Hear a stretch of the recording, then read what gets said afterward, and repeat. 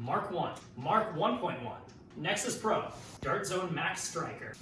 Mark 1.2? What the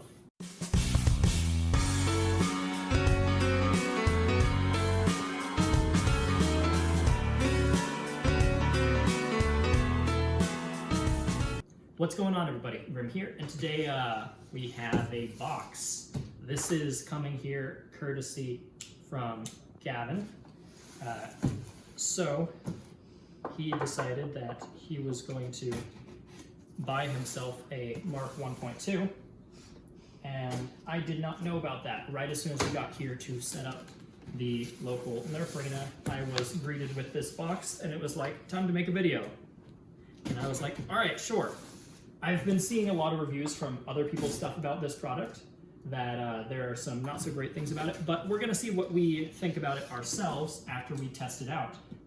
We have the interesting perspective of all of the blasters currently that have been reviewed so far were either sent at the Foam Pro Tour ahead of time and were pre-production, or not pre-production, but early samples and review models. Since this is a full release one that was actually shipped from customers, and it's a little after all of the events have occurred, there might have been some changes, there may have been some fixes, and we can see what the actual market Mark 1.2 is looking like.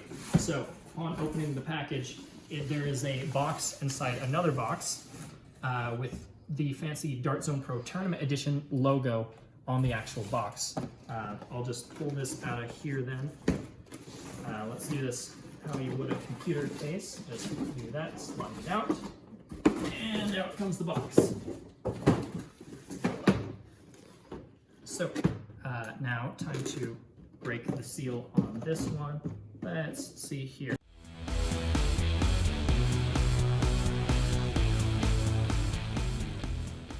Included in it looks like we have two magazines that are 15 rounders, curved slightly.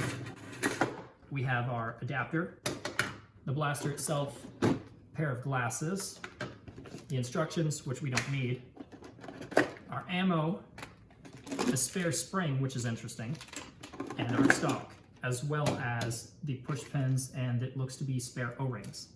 Now, let's get all this out and assemble the piece all together.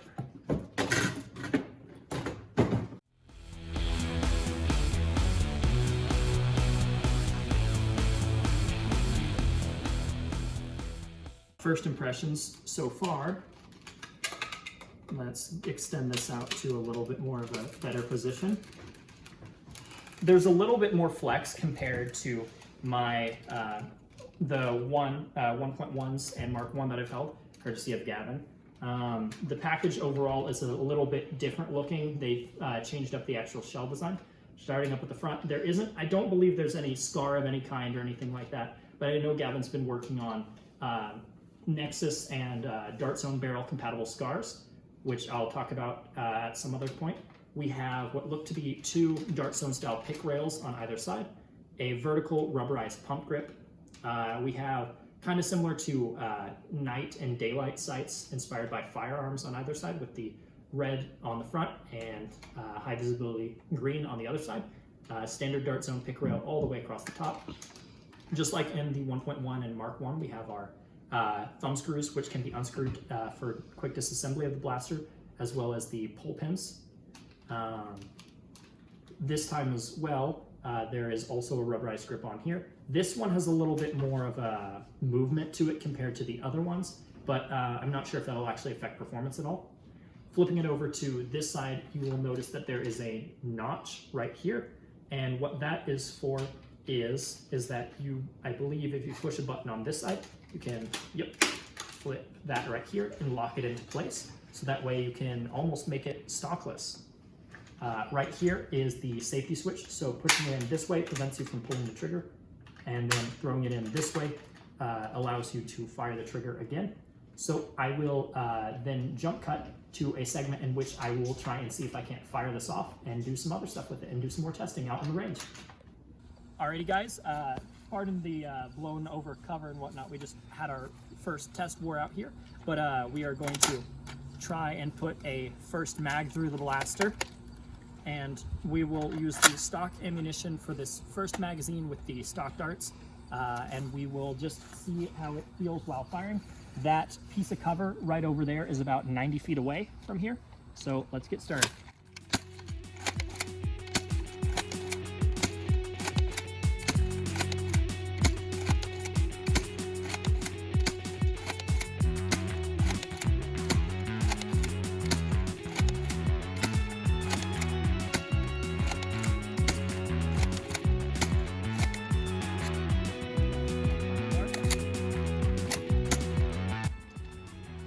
So, as you can see here, it can hit about 90 feet shots.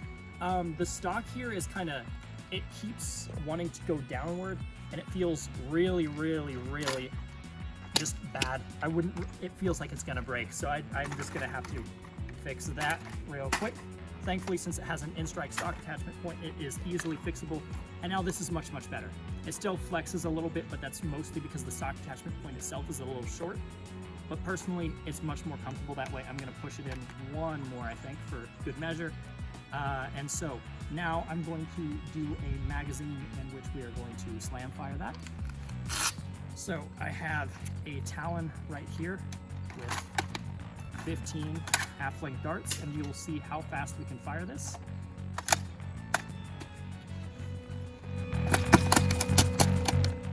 Jam on the second shot, okay. That is, that's a butchered dart right there. Let me see if there's, I'm gonna open this up real quick. And see, there is another dart stuck in there still.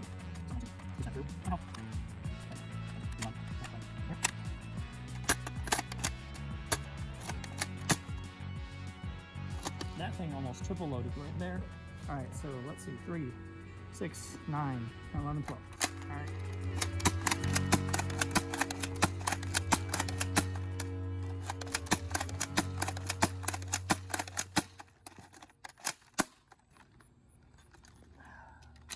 Think it.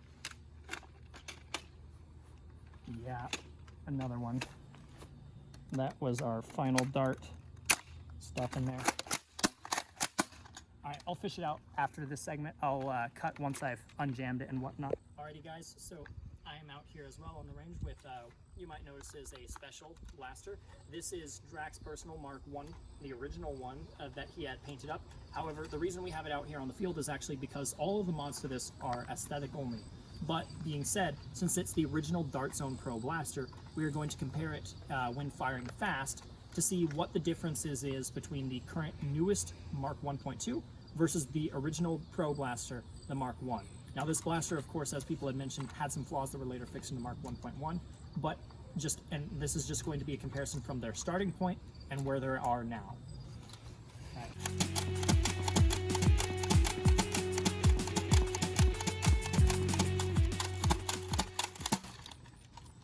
And as you can see here, while it is a hefty prime and whatnot, and it is firing cleanly, smoothly, and it will not hiccup on me. I didn't have a single jam there. That was 15 straight darts out of this Talon mag. It hit where I was aiming at, and while the prime feels a bit lighter, I think, on the 1.2, and maybe that's just because I'm tired because I've been firing for a lot today, this one fires a lot more consistently, cleanly. I can fire as fast as I want, and it still hits where I'm hitting at. It's not meant to fire that fast! I'm sorry! I didn't mean it!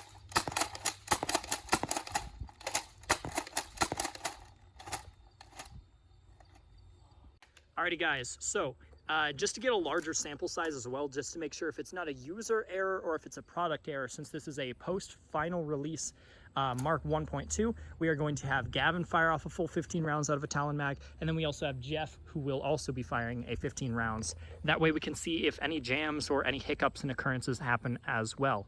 All right, Gavin, you ready? Mm-hmm. All right, fire.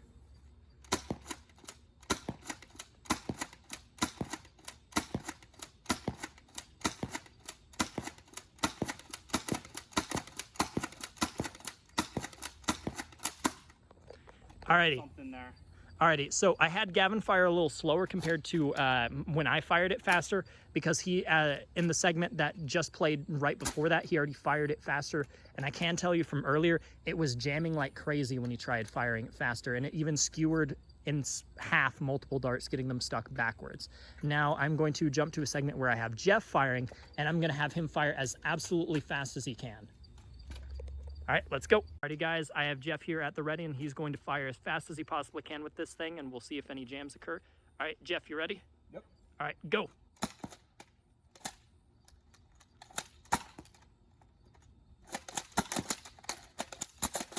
Nope. Ah. I'm triple loading darts.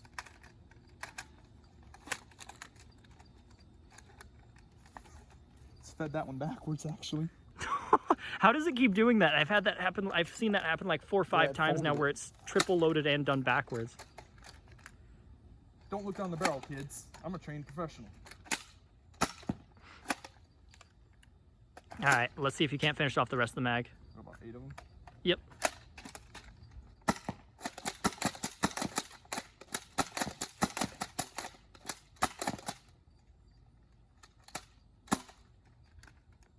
Do you think we're empty, or is that? All right. Yep. Alrighty, so we'll cut to my final thoughts after all this, and yeah. Alrighty guys, so we are here to the final conclusion segment. And so what we're going to do first is we are going to go over the objective facts from what we have seen from the firing demo and from what other people have experienced. First and foremost, the Dart Zone Pro Mark 1.2 hits about 20 to 30 FPS on average higher than the original offerings from Dart Zone. It hits hotter and it hits like a truck, and that's good. It hits very far. It can hit around over 90 feet, as we saw down on the range. It has nice rubberized grips, and the package includes a lot with it. And it is an overall high performance blaster. Now, with that being said, there are cons with this blaster. First and foremost, the rubber in sections shifts a little bit when you're firing it, especially when you're firing fast. The plastic quality overall feels a tiny bit cheaper in certain sections compared to previous offerings. This stock, for example, felt like it was going to break every time I tried to prime the blaster while using it.